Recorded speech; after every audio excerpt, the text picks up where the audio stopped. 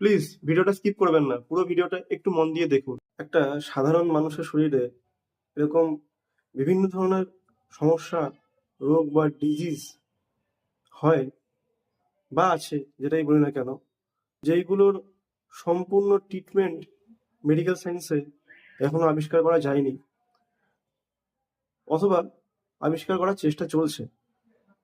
তার মধ্যেও নতুন নতুন ভাইরাস, নতুন নতুন ক্লিনিক্যাল ডিজিজ এবং নানা রকম প্রবলেম অ্যারাইজ হচ্ছে, যেগুলো নিয়ে প্রতিনিয়ত এক্সপেরিমেন্ট চলছে।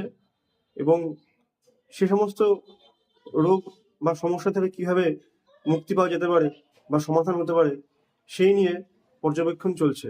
এটা গেল মেডিকেল সায়েন্স। অ্যাস্ট্রোলজি এমন একটা সাবজেক্ট যেখানে আমরা প্রেডিক্ট করি যে ইন ফিউচার কি হতে পারে, অথবা পাস্টে তার কি ঘটনা ঘটেছে, বর্তমানে তার কি সিচুয়েশন চলছে, কিরকম ধরনের এফেক্ট তার জীবনের ওপর বর্তমানে হয়ে রয়েছে। এই প্রেডিকশন বা এই ক্যালকুলেশন যেটাই বলুন না কেন, এই পুরো বিষয়টা কিন্তু এক্সপেরিমেন্টাল, অর্থাৎ বহুদিনের রিসার্চ, গবেষণা এবং অধ্যবসায়ের মাধ্যমে মানুষ এই সিদ্ধান্তে পৌঁছতে পেরেছে বা এই ধরনের সূত্র এবং ক্যালকুলেশন আবিষ্কার করেছে।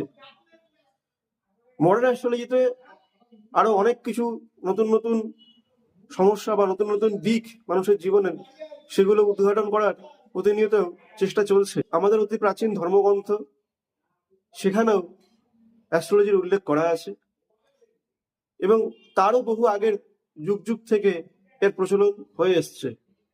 আকাশের অবস্থানগত নক্ষত্র এবং গ্রহের দিক নির্ণয় করে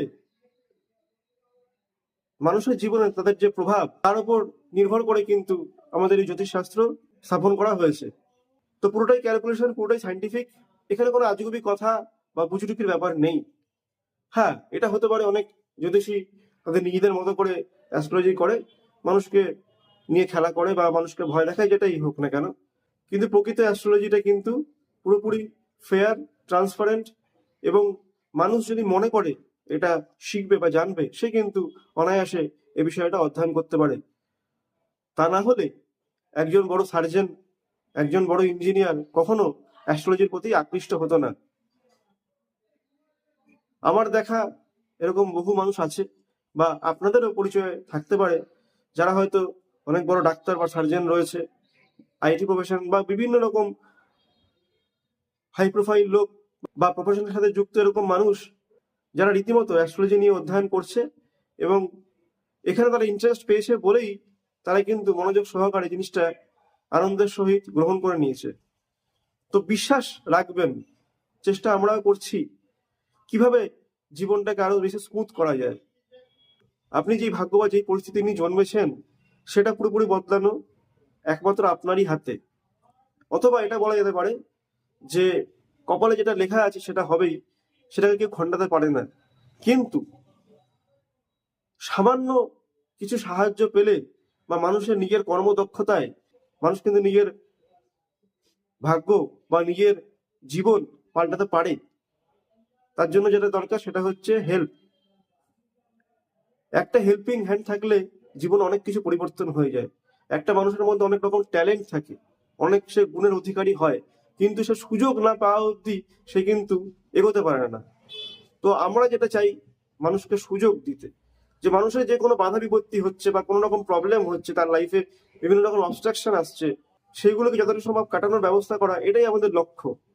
সেটা যদি 10 থেকে 20% কাটানো যায়, তাহলে কিন্তু সেই মানুষটা অনেক বেশি নিস্তার পায় এবং সে কিন্তু লড়াই করার উদ্যমতা ফিরে পায়। এটাই তাকে জীবনে এগিয়ে নিয়ে যাবে। কেউ যদি রেমেডি নিয়ে পাথর পড়ে বা অন্যরকম কোনো প্রতিকার করে হাতের ওপর হাত দিয়ে ঘরে বসে থাকে, তাহলে তো তার কিছু করার নেই।